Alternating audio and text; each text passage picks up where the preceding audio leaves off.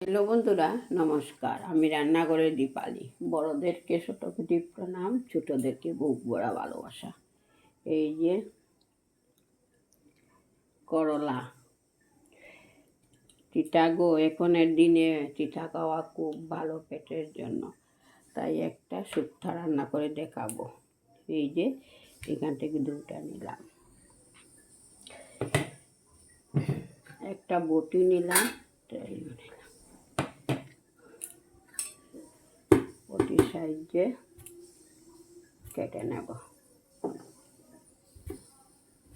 এই সাইজের করে।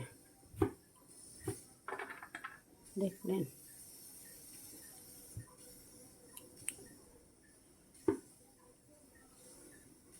দেখুন, করলাটা কেটে ধুয়ে পরিষ্কার করে নিয়েছি। সঙ্গে দেব 2 গুঁটা আলু। আলুটা কেটে একটু অল্প ভাপ দিয়ে নিয়ে খোসা ছাড়িয়ে নিয়েছি। এটা আর দেখাচ্ছি না আপনাদেরকে। কড়াইটা গরম হয়ে আসছে, অনেকক্ষণ ধরে বসিয়ে রেখেছিলাম। অল্প তেল দিয়ে দিচ্ছি। এই যে দেখুন, তেলটা গরম হয়ে আসছে, কয়েকটা মাসকলাইয়ের বড়ি ভেজে নিচ্ছি। বড়িটা ভাজা হয়ে গেছে, অল্প নুন দিয়ে দিচ্ছি, নামিয়ে নেব। এবারে করলা ভেজে নেব, করলাগুলা দিয়ে দিচ্ছি, নুন হলুদ দিয়ে ভেজে নেব। এই যে নুন দিয়ে দিলাম, হলুদ দিয়ে ভেজে নিলাম। করলাটাকে গোল গোল রিং রিং করে কেটে নিয়েছি। অনেকে আবার লম্বা লম্বা সাইজের কাটে, আমি ওইভাবে ভালোবাসি, কেননা মশলা টশলা সব করলার মধ্যে ঢুকে, তার জন্য।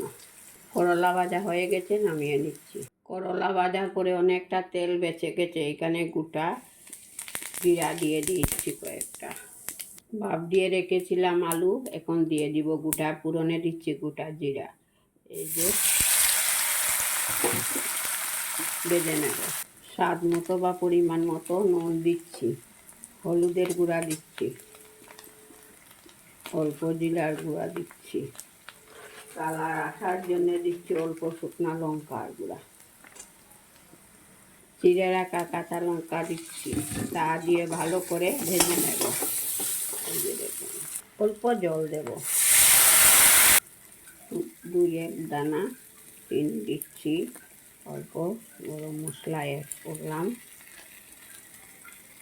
একদম ঠিকঠাক করে সব কিছু দিয়ে ভেজে নিয়েছি, এবার অল্প জল দেব।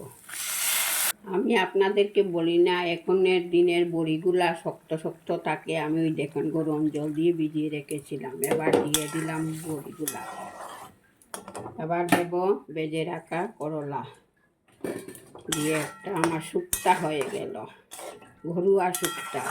বিভিন্ন রকমের মশলা না দিয়ে ঘরে সবসময় বাচ্চাদেরকে রান্না করে খাওয়াবেন, তাতে অনেক উপকার আছে।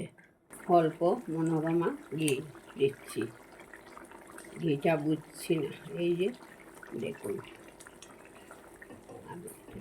হয়ে গেছে, নামিয়ে নেব। হয়ে গেছে, নামিয়ে নেব। নামানোর জন্য একটা বল নিলাম। এই যে দেখুন, নামিয়ে নিয়েছি। আমার রেসিপিটা যদি আপনাদের ভালো লেগে থাকে, অবশ্যই লাইক কমেন্ট করেন, আমার পাশে থাকবেন, আমাকে উৎসাহিত করবেন। এই যে দেখুন, খেতে কিন্তু খুবই সুস্বাদু লাগবে, উপকারিতাও আছে। কেটে কেটে দেখবেন না, পুরো ভিডিওটা দেখবেন। ধন্যবাদ বন্ধুরা। এইভাবে লাইক কমেন্ট কিন্তু অবশ্যই করবেন। লাইক কমেন্ট করেন না আপনারা, শুধু দেখে যান। 400-500 বন্ধুরা দেখছেন, লাইক কমেন্ট 20-20টা 25টা পড়ছে। একটু দয়া করে লাইক কমেন্ট দেবেন। ধন্যবাদ।